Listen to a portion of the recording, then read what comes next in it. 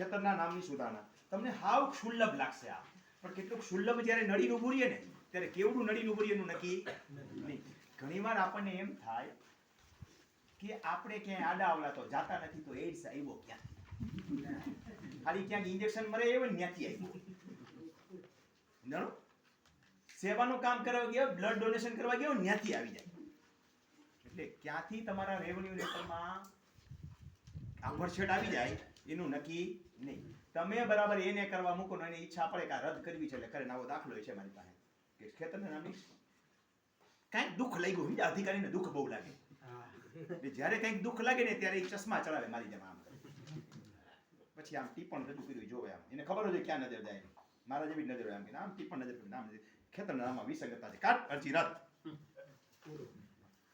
એટલે ખેતરના નામની સુધારણા, સત્તા પ્રકારની સુધારણા પહેલેથી કરાવી જ લેવાની. તો કેવી રીતે તમને ખબર પડશે? તો પહેલા વહેલા તો તમે તમારા ટીપણ કઢાવો. મૂળ ટીપણ હોય એમાં સત્તા પ્રકાર લખેલો હોય. હરખો ન ઉકલતો હોય તો ફેસલ પત્રકના આકાર બંધ કઢાવો, એમાં લખેલો હોય, એ ગોતો.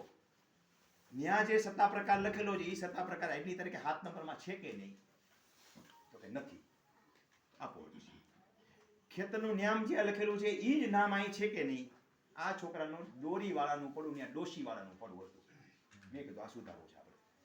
એનામાં જ એકબીજાનામાં દોરીવાળાનું પડું ને દોરીવાળાનું ખેતર એવું કંઈક હતું. મેં કીધું આ સુધારવું છે. ભાઈના ભાગ પીડ્યા હોય એટલે 5 ખેતરથી એકના 5 ભાગ પીડ્યા તો 5 જુદું જુદું આવે, બધું સુધારવું છે.